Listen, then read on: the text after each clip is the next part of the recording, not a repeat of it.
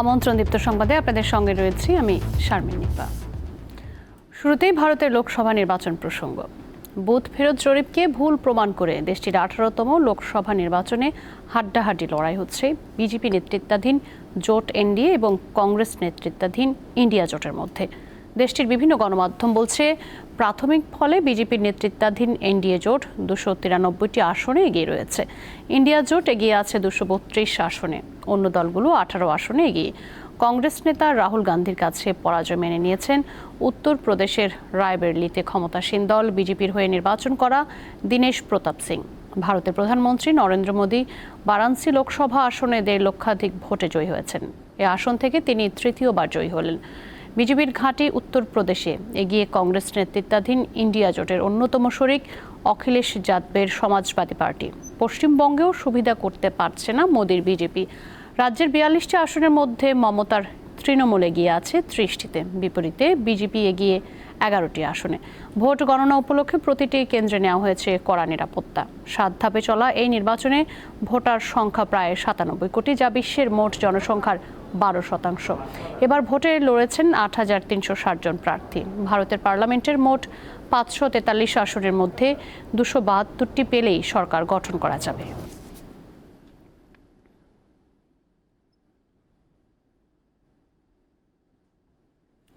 এবার দেশের খবর। 4র্থ ধাপের ভোট দিয়ে কাল শেষ হচ্ছে 6ষ্ঠ উপজেলা নির্বাচন। এই ধাপে ভোট হবে 55টি উপজেলায়। এছাড়া আগে স্থগিত হওয়া বেশ কিছু উপজেলাও এর বাইরে যুক্ত হবে।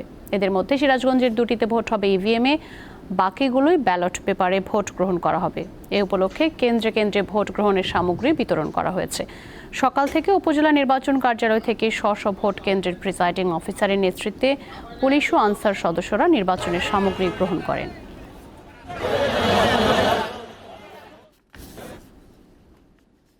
ঝিনাইদহ 4 আসনের সংসদ সদস্য আনোয়ারুল আজিম হত্যার সন্দেহভাজন মোহাম্মদ সিয়াম হোসেন নেপালে গ্রেফতার হয়েছে বলে নিশ্চিত করেছেন ঢাকা মহানগর গোয়েন্দা পুলিশের অতিরিক্ত কমিশনার হারুনুর রশিদ। মঙ্গলবার নেপাল থেকে দেশে ফিরে বিমানবন্দরে তিনি একথা জানান। হারুন বলেন, সিয়ামকে ভারতীয় পুলিশও জিজ্ঞাসাবাদের জন্য নিতে চায়। তাকে কোন দেশের হাতে দেয়া হবে তা নেপাল পুলিশের ওপর নির্ভর করছে। কেউ বেনাপুল, কেউ দিল্লি, কেউ মুজাফরবাদ গিয়ে তারা সিমে লিঙ্ক দিয়ে বোঝাতে চেষ্টা করেছে যে অপরাধের যে স্থান সে অন্য জায়গায় না অন্য জায়গায়।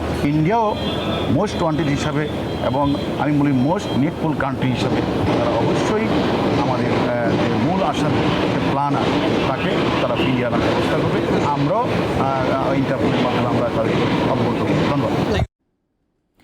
আওয়ামী লীগের সাধারণ সম্পাদক ওবায়দুল কাদের বলেছেন, বেনজির ও আজিজ আওয়ামী লীগের কেউ নন।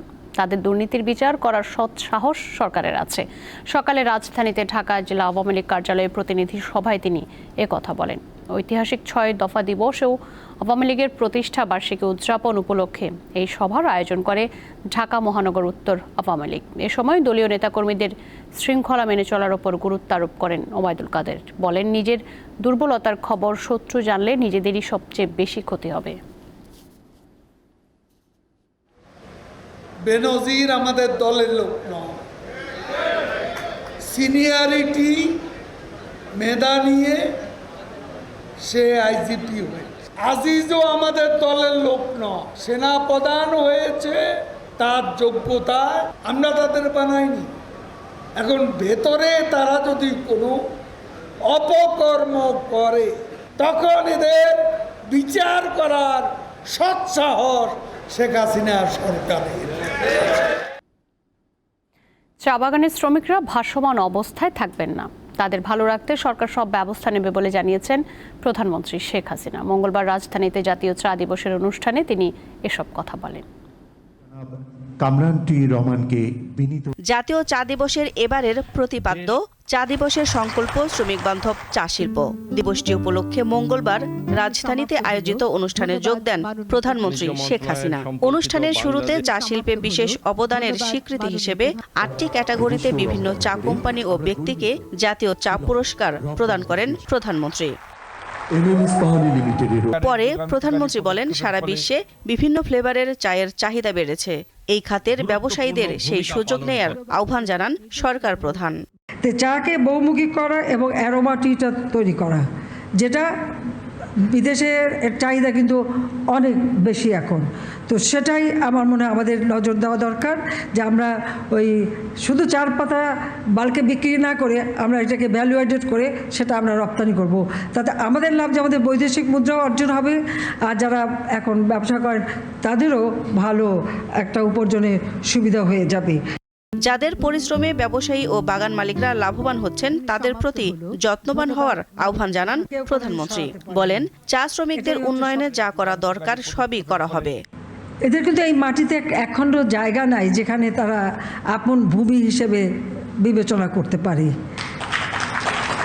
অর্থাৎ তার এখানে কোথাও একটা পা রাখার জায়গা নেই, তার জন্য একটা ফ্লোটিং, ভাসমান।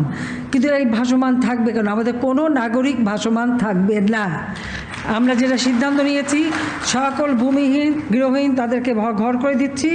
ইনশাল্লাহ এই চা শ্রমিকরাও এরকম ভাসমান থাকবে না, সেটাও আমি বলে যাচ্ছি। এর জন্য যা করার করব।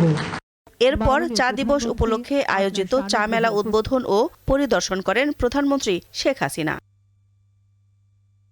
দিলশাদানি, দীপ্ত সংবাদ, ঢাকা। এবারে টি-20 বিশ্বকাপের খবর। টি-20 বিশ্বকাপে গ্রুপ পর্বে নিজেদের প্রথম ম্যাচে আজ স্কটল্যান্ডের মুখোমুখি হবে ইংল্যান্ড। ব্রিজটাউনে খেলা শুরু হবে রাত 8:30টায়। টি-20 বিশ্বকাপ দিয়ে প্রথমবারের মতো সংক্ষিপ্ত ভার্সনে মুখোমুখি হতে যাচ্ছে বর্তমান চ্যাম্পিয়ন ইংল্যান্ড ও স্কটল্যান্ড। 2022 টি-20 বিশ্বকাপ জয়ের পর দ্বিপক্ষীয় সিরিজে মোটেও ভালো সময় পার করেন ইংল্যান্ড। গত 1.5 বছরে 4টি সিরিজের 2টিতে হেরেছে তারা। বাংলাদেশের বিপক্ষে 2023 সালে হোয়াইট ওয়াশ হয় বাটলার বাহিনী। এবার পঞ্চমবারের মতো টি-20 বিশ্বকাপে খেলবে স্কটল্যান্ড। প্রথম ম্যাচে ইংলিশদের বিপক্ষেও কোনো অঘটনের জন্ম দিতে চাইবে স্কটিশরা। আরেক ম্যাচে রাত 9:30টায় ডালাসে নেদারল্যান্ডসের বিপক্ষে খেলবে নেপাল। 2026 বিশ্বকাপ ফুটবলের বাছাই পর্বের অ্যাওয়ে ম্যাচ খেলতে দুপুরে বাংলাদেশে এসেছে অস্ট্রেলিয়া দল। দুপুর 12:10 ঢাকায় পৌঁছায় তারা। আগামী বৃহস্পতিবার বাংলাদেশের বিপক্ষে ফিরতি লেগে মুখোমুখি হবে অস্ট্রেলিয়া।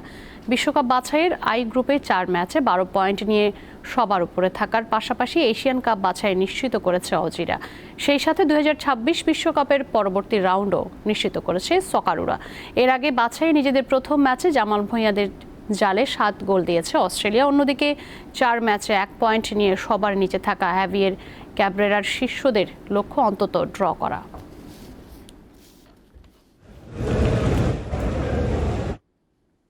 দর্শক, এই ছিল এখনকার মতো। আমাদের পরবর্তী সংবাদ রাত 11টায় দেখার আমন্ত্রণ রইল। আরও তথ্য বিনোদনের খবর পেতে যুক্ত থাকুন দীপ্ত টিভির ডিজিটাল প্ল্যাটফর্মগুলোতে। ধন্যবাদ সকলকে এতক্ষণ সঙ্গে থাকবার জন্য।